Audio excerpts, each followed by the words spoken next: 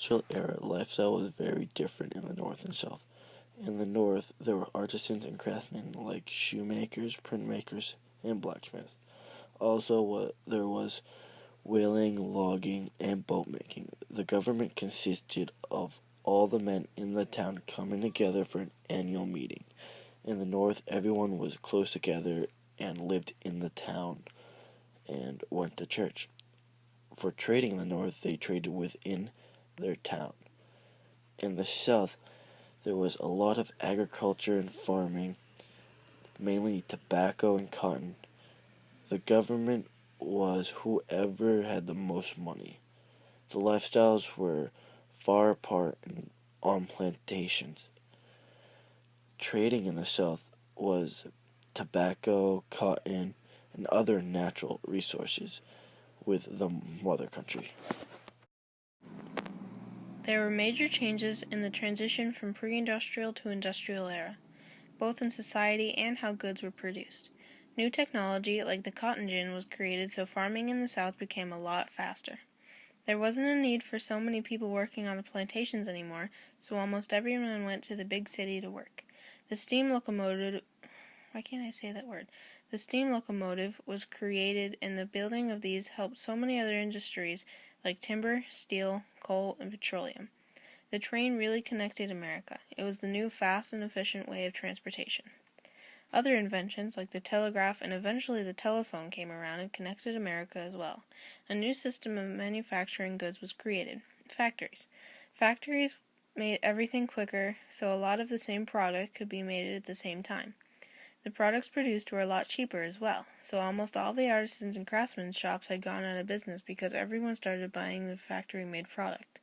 Thousands of people worked in these factories, including these very skilled people who lost their businesses. The way the system worked was one person would have one thing to do over and over all day.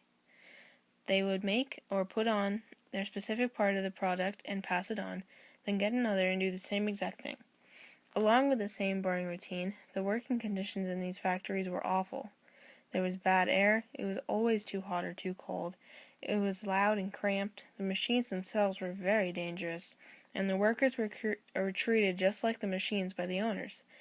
The pay was very little, and the hours were 12 hours a day, 6 days a week. The workers had to live close to the factories with their families, and the housing was awful. The houses were small, poorly built, and sometimes shared by multiple families. Children and women also worked in the factories. Immigrants came to America to work in these factories too. They came because they thought America would be a lot better than their life at home. They were very misled. They were discriminated against by the natives, paid a lot less, and were accused to have stolen Americans' jobs. From early industry to post-industry, the world has changed a lot. There were unions back then over factory work, but now the union memberships have dropped because everyone realized that unions never really worked. In early industry, there were a lot of factories and factory jobs, but now most or all of the factory jobs are gone in the United States. This is because all the factories moved overseas to places like Bangladesh, Vietnam, China, and etc. China is probably the country with the most productions of American goods. With these factories overseas, it makes prices good for like clothes and stuff a lot cheaper because paying people in places like Bangladesh for factory work is way cheaper than paying someone in America to work in a factory. If there were still factories in America, a shirt that would usually cost $60 from a Nike store or a website would be $120 or something like that. There was an increase in temporary workers in the post-industry because owners of businesses would just pay younger kids to temporarily work instead of hiring a full-time worker. Paying a younger kid to do work temporarily was smarter for owners because they cost a lot less and they wouldn't have to worry about giving them a full-time job because most of the owners who did this were owners of small stores like a McDonald's or a Hannaford, Lowe's, etc. So when the kids were done working there temporarily, they would probably want to do something better with their lives and quit, and the owner would just hire another temp most likely. Unlike early industry, there are now two-wage earner families, which means that the mother and the father of the family both work. In early industry, it would usually be one-wage earner families, which only one of the two would work, and that would probably be the father. There are now a lot more high-tech jobs like Apple, Dell, and all the other stuff. To work for these companies, you need to be skilled at what you do and be able to work with high technological stuff.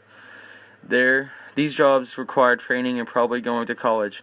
High-tech jobs paid more than most service jobs because they actually required skills. Service jobs were on the rise as well, though. These jobs are like truck drivers, mailmen, and all that stuff. These jobs did not pay the best, but the pay was not bad. It was better than fast food jobs like McDonald's, Burger King, and all those places. These jobs did not require that much skill, but most of them required a little bit of, at least. Also, at this time, cars were being invented, and the first car was the Model T, made by Henry Ford. The Model T was a simple car. It was very slow and steady, and it came in only black. This car was a good car because it was easy to make and it was cheap. The price went down almost every year for it. Families could do a credit deal with a car and make it so they only had to pay a little bit of money every month. With these cars being invented, it helped gas companies, oil companies, metal companies, and rubber companies, and more stuff too. It also helped motels and hotels and other service stations. When there's cars, people like to travel, and to travel you need gas and oil. It helped restaurants because people drive to restaurants and spending their money on their food, which made them have more restaurants. Trading between the other countries expanded during this time, and free trade started. The United States formed a free trade agreement with the North American countries such as Mexico and Canada called the NAFTA, or the North American Free Trade Agreement. This made it so these countries could trade freely amongst each other, whether it be food or whatever else these countries needed.